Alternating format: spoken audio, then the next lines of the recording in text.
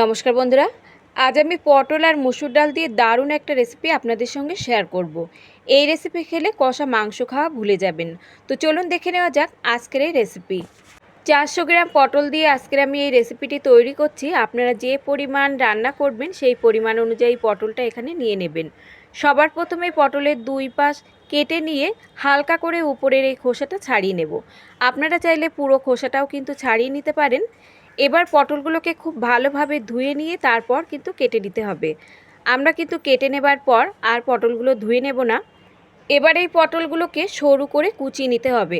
আর পটলের মধ্যে যদি বীজ থাকে সেগুলোও বাদ দিয়ে দেবেন।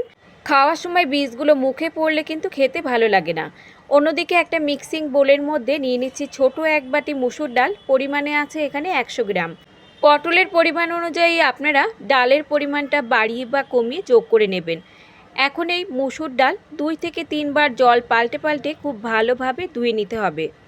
অন্যদিকে একটা কড়াইতে আমি জল গরমে বসিয়েছিলাম, তার মধ্যে দিয়ে দিচ্ছি আমি হাফ চামচ মতো লবণ। জলের সঙ্গে লবণটা ভালোভাবে মিশিয়ে নেবার পর ডাল দিয়ে এবার ডাল সেদ্ধ করে নিতে হবে। ঢাকা দিয়ে 7 থেকে 8 মিনিটের মতো রেখে দেব। আর এখানে কিন্তু ডাল এমনভাবে সেদ্ধ করে নিতে হবে, খুব বেশি কিন্তু পাতলা জল থাকবে না, ঠিক এরকম থকথকে হবে, ঠিক সেইভাবেই কিন্তু ডালটাকে আমাদের সেদ্ধ করে নিতে হবে। আর যদি দেখেন খুব বেশি জল আছে তাহলে কিন্তু হাই ফ্লেমে দিয়ে আরও কিছুক্ষণ ডালটাকে একটু রান্না করে নিতে হবে, তাহলে দেখবেন জলটা অনেকটাই শুকিয়ে যাবে। ডাল নামিয়ে নেবার পর অন্য একটা প্যানের মধ্যে নিয়ে নিচ্ছি আমি 1 চামচ মতো সর্ষের তেল। তেল ভালোভাবে গরম হলে দিয়ে দিচ্ছি কেটে রাখা পটল, আর এর সঙ্গে দিয়ে দিচ্ছি আমি সামান্য একটু লবণ আর সামান্য একটু দিচ্ছি হলুদ গুঁড়ো। এখন কিছুক্ষণ আমাদের পটল ভেজে নিতে হবে, যতক্ষণ না পটলে বেশ একটা হালকা লালচে রং ধরে যায় আর পটল বেশ সুসেদ্ধ হয়ে যায়। যেদিন খুব বেশি কিছু রান্না করতে ইচ্ছে করবে না কিংবা বাড়িতে যদি খুব বেশি সবজিপাতি না থাকে, সেদিন কিন্তু আপনারা এই রান্নাটা করে নিতে পারেন। খেতে অসম্ভব টেস্টি হবে। এবার ঢাকা চাপা দিয়ে দিয়ে আমরা পটলটাকে ভেজে নেব। এতে করে পটল ভাজাও হবে আবার সুসেদ্ধও হয়ে যাবে। 3 থেকে 4 মিনিটের মতো ঢাকা দিয়ে রেখে দিচ্ছি। ঢাকনাটা তুলে নিচ্ছি আমি 4 মিনিট পর, আর মাঝে কিন্তু আমি ঢাকনা তুলে আরও দুবার উল্টে পাল্টে দিয়েছিলাম। এখন দেখুন পটলে হালকা লালচে রং ধরে গেছে, তবে পটল কিন্তু এখানে খুব ভালোভাবে সেদ্ধ হয়নি। তো আরও কিছুক্ষণ আমরা ঢাকা দিয়ে পটলটাকে ভেজে নেব। আরও 3 থেকে 4 মিনিটের মতো আমি ঢাকা দিয়ে রান্না করে নেব। 4 মিনিট পর ঢাকনা তুলে নিচ্ছি।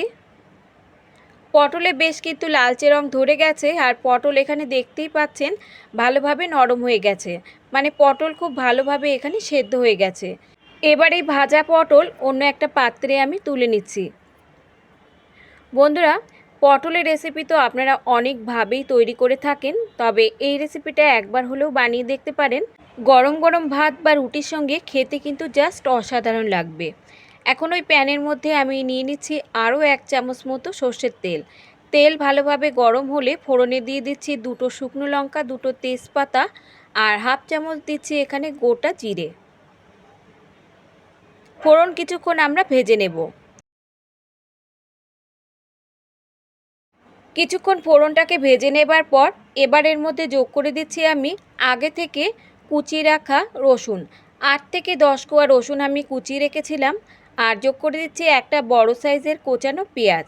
পেঁয়াজ আর রসুনটা দিয়েও আমাদের আরও কিছুক্ষণ ভাজা ভাজা করে নিতে হবে, যতক্ষণ না পেঁয়াজ আর রসুনটা একটু নরম হয়ে যায়।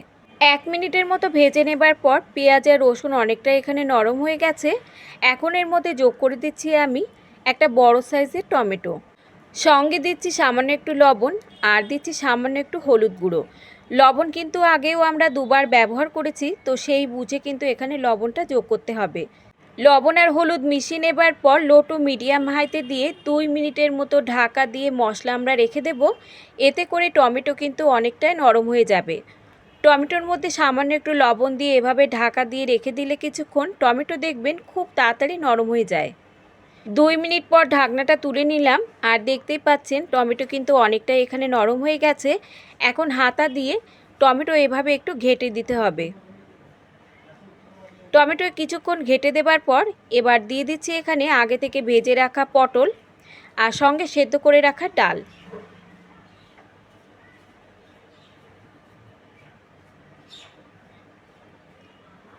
পটল আর ডাল দিয়ে মশলার সঙ্গে আরও কিছুক্ষণ আমাদের রান্না করে নিতে হবে।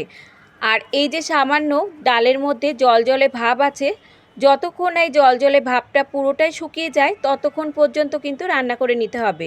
এই রেসিপিটি একদমই শুকনো শুকনো মাখা মাখা হবে। তবে কেউ যদি মনে করেন যে একটু ঝোল ঝোল রাখবেন, সেক্ষেত্রে সামান্য একটু জল যোগ করতে পারেন। তবে একদমই কিন্তু পাতলা ঝোল এই রেসিপিতে ভালো লাগবে না। তো হাই ফ্লেমে দিয়ে আমি আরও কিছুক্ষণ রান্না করে নেব। এবার এর মধ্যে যোগ করে দিচ্ছি আমি 3টে চেরা কাঁচা লঙ্কা। ঝালের পরিমাণটা আপনারা যে যেমন খাবেন তেমন এখানে যোগ করে নেবেন।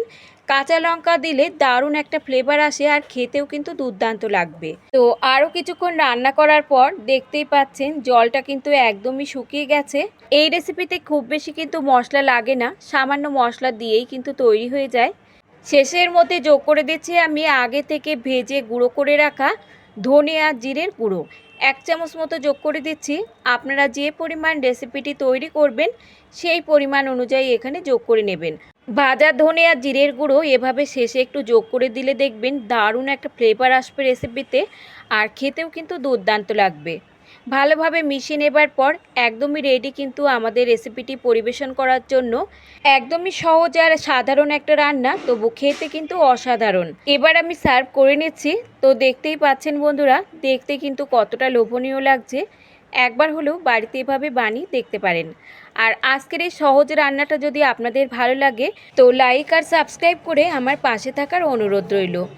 আজ তাহলে এই পর্যন্ত বন্ধুরা, দেখা হবে অন্য কোনো রেসিপির সঙ্গে। ততক্ষণ সুস্থ থাকবেন, ভালো থাকবেন। আর সম্পূর্ণ রেসিপিটি দেখার জন্য সকলকে ধন্যবাদ।